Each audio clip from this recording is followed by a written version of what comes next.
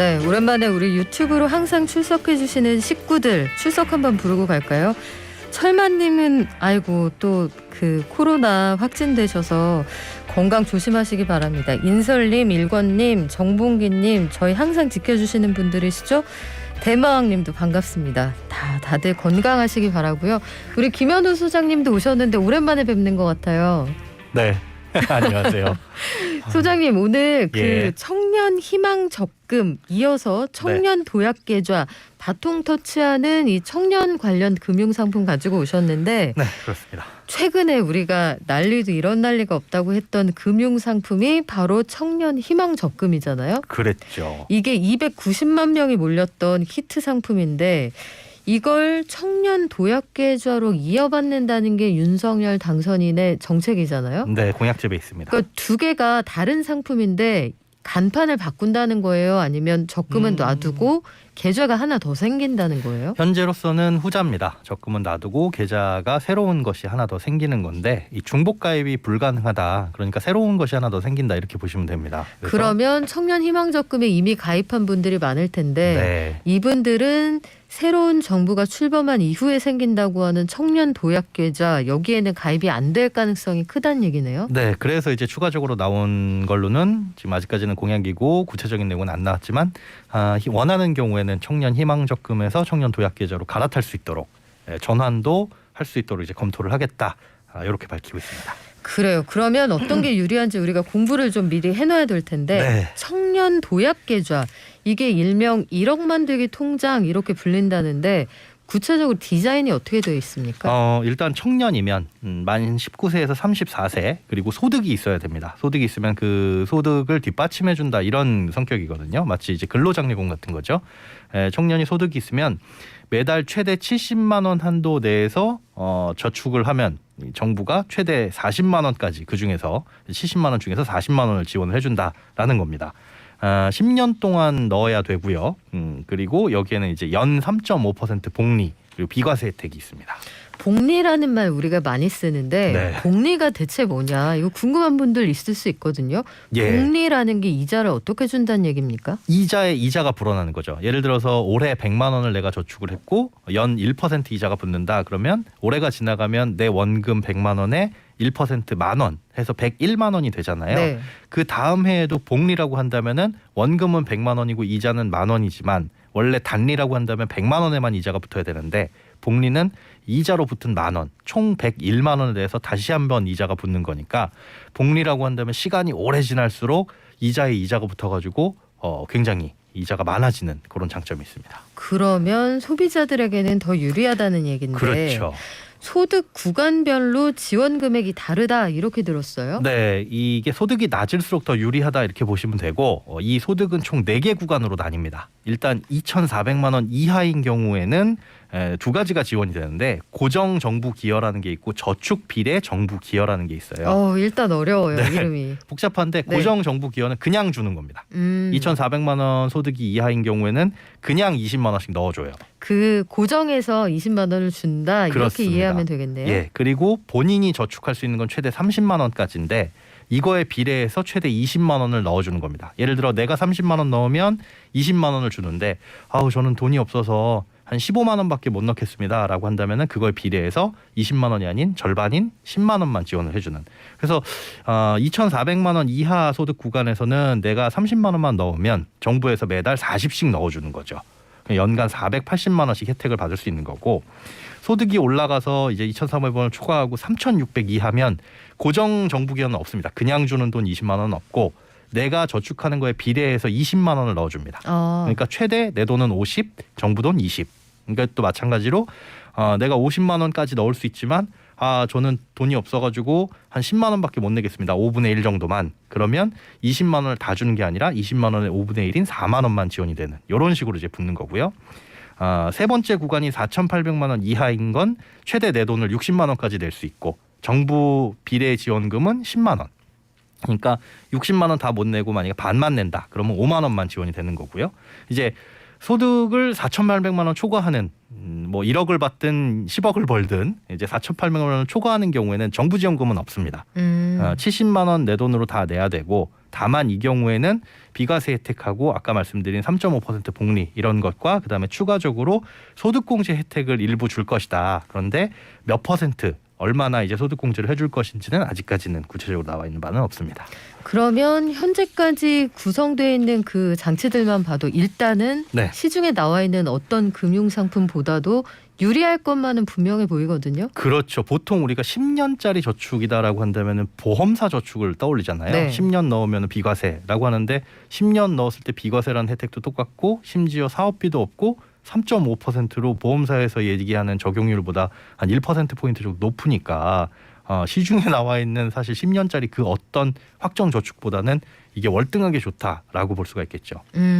기존엔 청년 희망적금도 이게 금리가 최대 10%까지 받을 수 있는 효과가 있다. 네, 그래서 이게 그 출시 전부터 화제가 됐는데 그렇죠. 청년 도약 계좌는 소득 기준이 좀 완화됐다. 이게 특징이네요. 네, 그렇습니다. 뭐 소득별로 혜택이 주어지는 게 다르기는 하지만 이거는 소득만 있다면 소득이 얼마이든지 간에 일단 가입은 할 수 있으니까요. 아까 말씀드린 대로 4,800만 원을 초과하더라도 정부 지원금은 못 받지만 그래도 뭐 비과세 혜택이라든가 아니면 소득공제 혜택도 들어가니까 청년 희망적금과 청년 도약 계좌를 비교를 해봤을 때는 그 가입할 수 있는 대상이라든가 아니면 지원되는 금액도 청년 희망적금보다는 확실히 청년 도약 계좌가 더 많다 이렇게 볼 수가 있겠습니다. 그러면 실제로 청년 도약 계좌 이 상품이 판매가 되었을 때 네. 실질적인 지원 혜택 우리가 그 미리 보기를 한번 해볼까요? 예. 청년 도약 계좌 아까 말씀드린 대로 연간 2,400만 원 이하인 분들이 가장 많은 혜택을 받잖아요. 네. 내 돈으로 30만 원 내면은 정부에서 매달 40만 원씩 지원을 해주는 거니까 40만 원씩 10년이면 원금만 4,800만 원이 되는 거고요. 어후, 부럽네요. 청년들만. 네.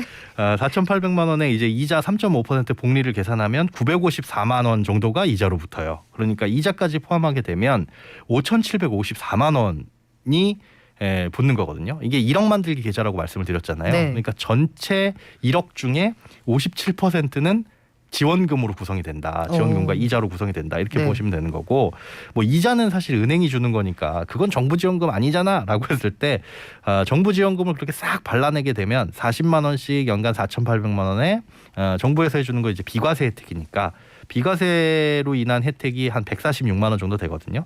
이렇게만 발라낸다고 하더라도 한 4,900만 원이 조금 넘습니다. 그러니까 1억을 만들면 있어가지고 한 절반 정도는 정부에서 지원을 해주는 혜택이다 이렇게 보시면 되고요. 든든하네요. 그렇죠. 이제 청년 희망적금 같은 경우에는 사실 만기가 2년밖에 안 되다 보니까 실질적으로 받을 수 있는 게 뭐 저축 장려금 한 36만 원 정도. 이렇게 비교를 하자면 물론 이제 기간이 다르긴 하지만 산술적으로 나눠봤을 때도 훨씬 더 큰 금액을 지원을 받을 수 있다. 이렇게 보시면 됩니다. 일단 기간의 차이가 있기 때문에 예. 총액의 차이가 있을 수밖에 없을 것 같은데 그렇죠.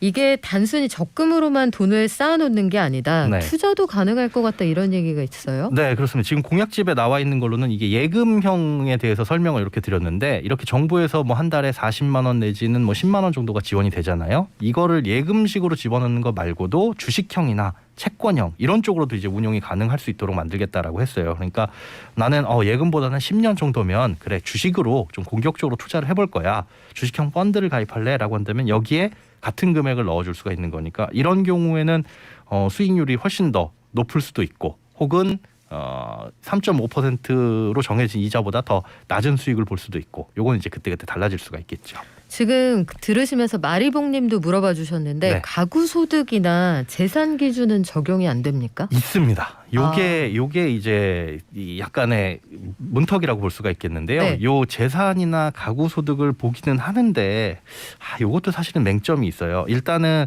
지금 청년 희망적금 말고 현 정부에서 추진하고 있는 청년 내일 저축 계좌라는 게 8월부터 가입이 가능합니다. 네. 이때 뭘 보냐면 가구 소득하고 가구의 재산을 보거든요.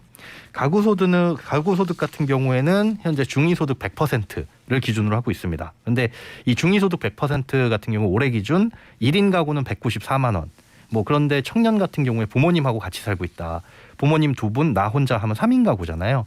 요때는 3명의 소득을 합쳐가지고 419만 원 정도가 되고 형제가 한 명 더 있다 그러면 512만 원 정도가 되는데 이게 약간의 맹점이 있다라고 제가 말씀드린 건 뭐냐면 이거 같은 경우에는 사실상 그 세대를 구성하는 가구일 가능성이 높아요. 그럼 얼마든지 뺄 수가 있다는 거죠. 그렇죠. 분리해가지고 세대를 분리해버려서 1인 가구로 만들면 이 소득 기준 충족하기는 어렵지가 않은 거고 여기에 이제 사실 재산 기준이 더욱더 까다롭습니다. 그러니까 대도시 같은 경우에는 가구 재산이 3억 5천만 원 넘으면 안 되는데 이 말인즉슨 뭐 금융자산이나 이런 것들도 다 포함을 하게 돼서 뭐 집 한 채 갖고 있다 부모님이라고 한다면 해당이 안 되는 거고 또 여기에 뭐 주식이라든가 예금 자산까지 다 포함을 하게 되는 거니까 사실상 어느 정도 재산이 있으면 불가능한 거잖아요. 근데 이것도 마찬가지로 세대를 분리하면 얼마든지 피해갈 수 있는 부분이고 그런 부분에 있어가지고 맹점이 몇 가지가 지금으로서 예측되는 것들이 있는데 이런 것들은 좀 보완이 필요해 보입니다. 그러니까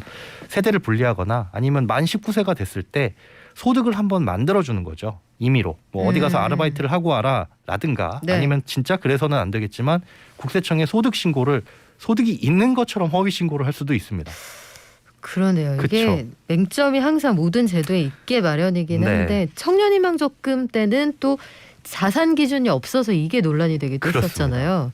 그러면 새로운 정부가 등장한 이후에 판매가 될 청년 도약계좌 이게 만기가 10년이라는 게 장점이자 단점이다 이런 주장도 있더라고요. 네, 10년 동안 열심히 돈을 모으면은 이제 크게 목돈을 만들어서 도약을 할 수 있다라는 기회가 주어지는 건데 문제는 이제 중간에 깨게 되면 그 혜택이 사라집니다. 얼마나 사라질지는 구체적으로 나와 있지는 않았지만 네. 10년 유지하는 걸 일단 기준으로 가거든요. 그러다 보니까 아마 대부분의 혜택이 사라질 걸로 보여서 요거는 유지가 돼야 되는데 다만 이제 꼭 필요한 경우 있죠.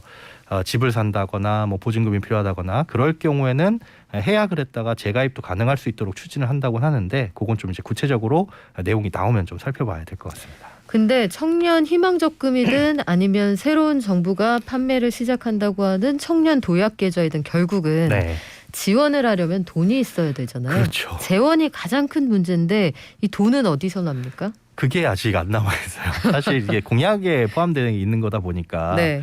그 공약에 어떻게 재원을 마련할 것입니다라는 것들은 사실 구체적으로까지 명시되지가 않았었거든요. 그러다 보니 청년 희망적금 같은 경우에도 지금 290만 명이 몰렸잖아요. 그거에 대한 재원도 지금 2년 동안 1조가 넘는 돈이 필요한데 이거 같은 경우에 10년 동안 훨씬 더 큰 금액을 지원을 함에 있어가지고 이걸 어떻게 마련할 것이냐라는 부분들에 대한 것도 지금 안 나와 있고 또 3.5%를 이자를 주는 건 은행이잖아요. 네. 은행이 10년 동안 그만큼을 줘야 된다라는 부담도 있는데 이건 또 어떻게 커버를 할 것인지에 대한 부분들도 아직 숙제로 남아있는 상황입니다.